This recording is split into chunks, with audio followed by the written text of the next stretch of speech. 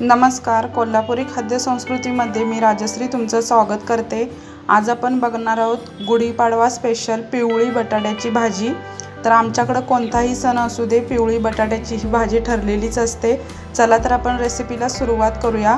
तर मी इथे मीडियम आकारचे 4 बटाटे उकडून घेतलेत। इथे मी कांदा बारीक चिरून घेतलाय, त्याच्यानंतर हिरवी मिरची, आलं लसूण पेस्ट, ओल्या नारळाचा चव, जिरं, मोहरी, हिंग, कढीपत्ता, कोथिंबीर।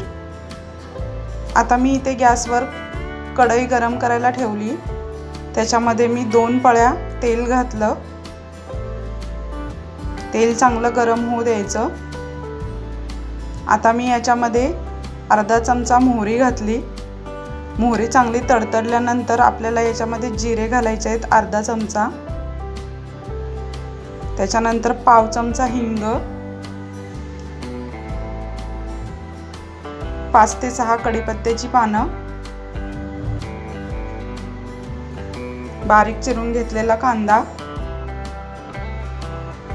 आता हा कांदा आपल्याला याच्यामध्ये परतून घ्यायचा 1 मिनिटभर।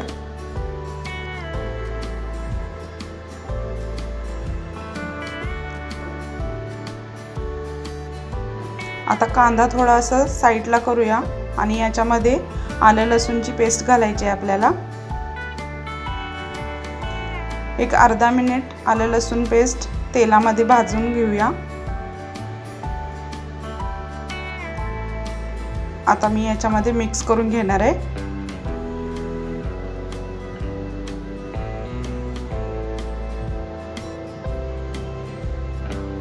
त्याच्यानंतर आता मी घालणार आहे हिरवी मिरची। मी इथे 4 हिरव्या मिरच्या बारीक कट करून घेतल्या। आता हे आपण याच्यामध्ये परतून घेऊया।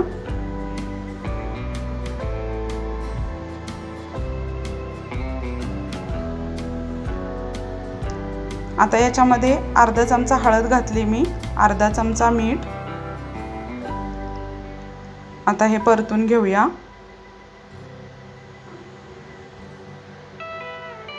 आता मी याच्यामध्ये बटाटा घालणार आहे। तर बटाटा मी इथे चाकूने कट नाही करून घेतलेला, मी हातानेच असा मोठ्या मोठ्या फोडी अशा जाडसर मॅश करून घेतला। आता आपण हे परतून घेऊया। तुम्ही अशा हाताने मॅश करून बघा, मस्त होते भाजी, नक्की ट्राय करून बघा। तर मी बटाटा इथे परतून घेतला। आता याच्यामध्ये घालूया आपण बारीक चिरून घेतलेली कोथिंबीर। कोथिंबीर याच्यामध्ये परतून घेऊया।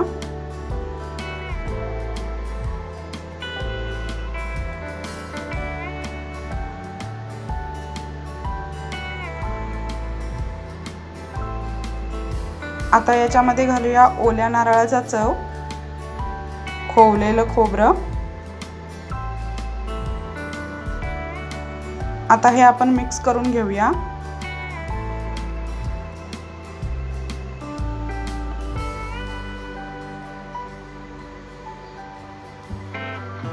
आता याच्यावर आपण झाकण ठेवूया आणि 1 मिनिटभर याची वाफ काढून घेऊया। आता मी 1 मिनिटभर याची वाफ काढून घेतली, याचं मी झाकण काढलं। इथे आपली पिवळी बटाट्याची भाजी तयार झाली। आता आपण याला एका डिशमध्ये काढून घेऊया।